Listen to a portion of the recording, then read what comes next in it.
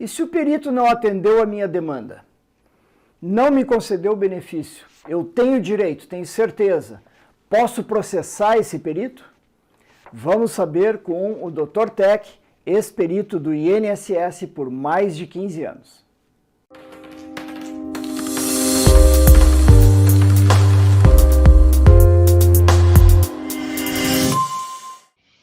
O perito é a palavra final para conceder o benefício ou tem outras maneiras? Veja só, o perito é parte de um sistema, é a parte técnica que vai definir se existe ou não a incapacidade. Mas para a concessão de benefício, existem muitas outras situações. O principal deles é se o indivíduo é um segurado do INSS e já cumpriu o período de carência dele. Se ele já cumpriu o período de carência, às vezes o perito vai lá, vê que o indivíduo está incapaz ao trabalho, faz o relatório e diz que está inapto ao trabalho, mas na hora que vai fazer a avaliação, vamos dizer, administrativa, ele não consegue vamos dizer, o benefício pela administração, porque não cumpriu alguma etapa exigida pelo regimento do INSS para a concessão do benefício. Então, o perito nem sempre é a palavra final, mas o perito, vamos dizer, sugere ou não a incapacidade. Só que ele não é a palavra final. Ele faz parte de um sistema, né, onde ele é o técnico. E tem a parte administrativa, que é técnica em outra área. Então, se não é a palavra final e foi negado o benefício para a pessoa, qual é a próxima etapa dessa pessoa? É a análise administrativa. E se a análise administrativa não concede? O médico, o perito, escreve que o indivíduo está incapaz. Mas Sim, ele não, mas eu digo se foi negado o benefício e a pessoa não gostou desse resultado. Mas veja só, ele pode reclamar da mesma forma. Só que é mais fácil reclamar do perito, que tem uma avaliação técnica médica ali, do que ir reclamar da parte administrativa, que mostra matematicamente que ele não tem direito. Uhum. O perito é subjetivo. A análise administrativa é matemática. Você tem que ter 12 meses, ele tem 10, não tem benefício. Certo.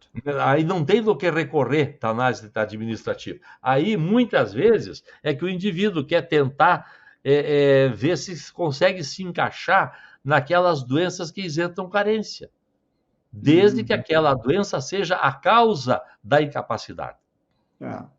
Perfeito. Não é porque o fulano tem hanseníase, porque ele operou a coluna, que ele vai ganhar o benefício porque ele tem hanseníase, porque operou a coluna. A incapacidade dele é pela coluna, não pela hanseníase. E eu não gostei do perito, não gostei do resultado, foi negado meu benefício, é um absurdo, eu tenho 10 CIDs, 20 doenças, como é que pode isso? Eu posso processar o perito? Pode, acontece. Acontece, mas a maior parte dos processos contra os peritos do INSS acontecem, vamos dizer, pela relação perito-segurado não muito boa. Né? Porque, e aí, é claro, o juiz vai analisar aí o processo, vamos dizer, o processo que eu digo é o prontuário que o perito escreveu, se ele descreveu que vamos dizer, se a pessoa foi examinada ou não foi. Então, o juiz pode analisar, através do prontuário médico, analisar como é que foi feita a perícia dessa pessoa. Então, o perito pode ser processado, sim. Mas comigo aconteceu um fato curioso. Eu quase fui processado uma vez. A mulher chegou a chegar até o juiz, e o juiz achou que não era motivo de eu ser processado. Mas só que a mulher estava reclamando porque eu dei o benefício para ela. Então, ela não estava me processando por não ter recebido o benefício, estava me processando por eu ter querido manter ela em benefício. O que aconteceu é que era uma paciente de um neurologista da nossa cidade que tinha síndrome de Guillain-Barré. E essa síndrome de Guillain-Barré fez com que ela perdesse a coordenação dos membros inferiores e dos esfíncteres. Então, ela se urinava, evacuava sem sentir e não conseguia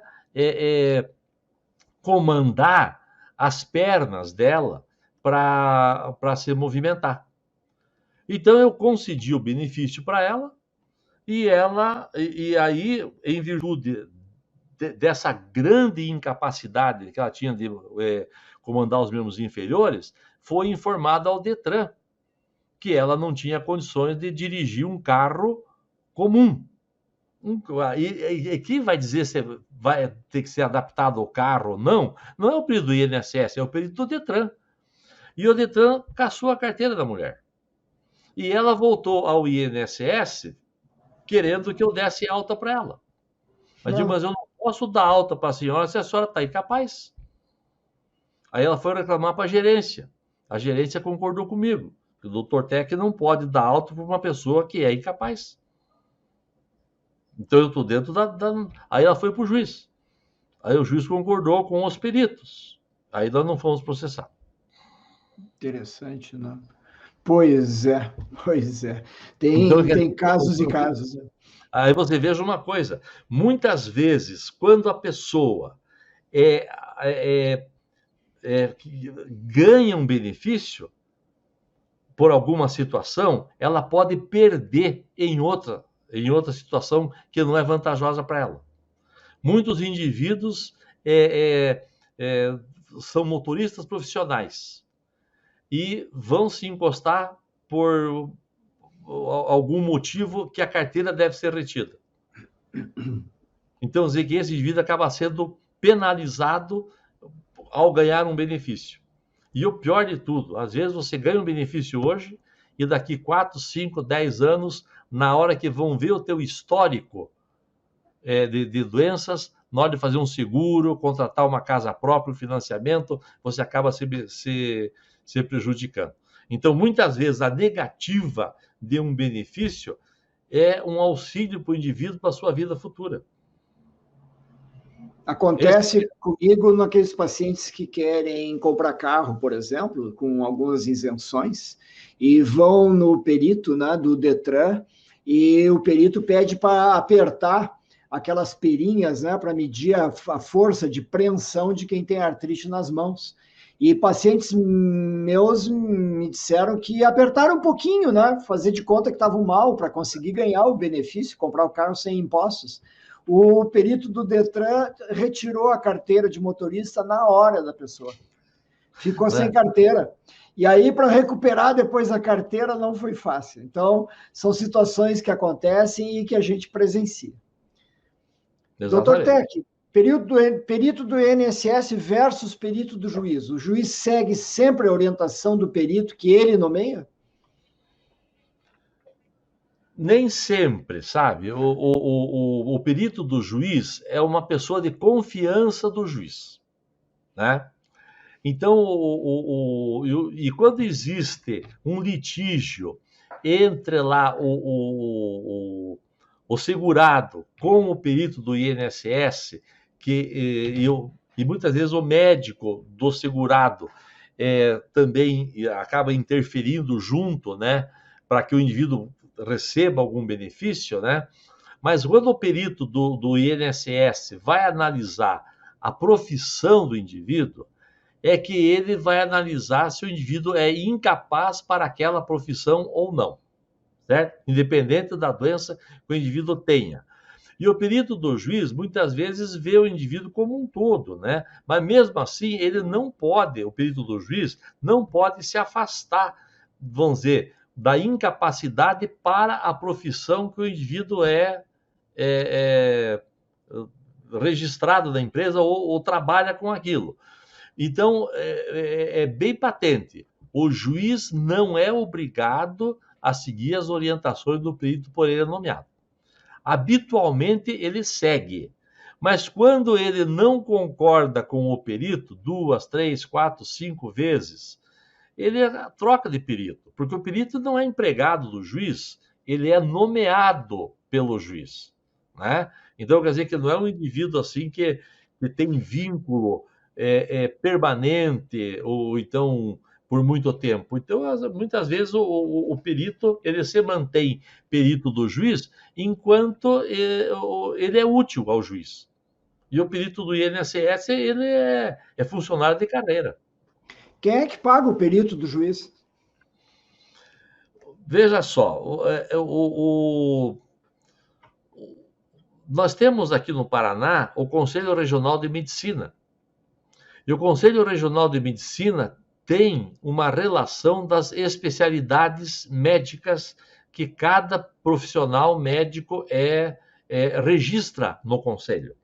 Então, de tempos em tempos, os fóruns de várias cidades, o setor judiciário, solicita ao CRM uma relação dos médicos especialistas em cada área.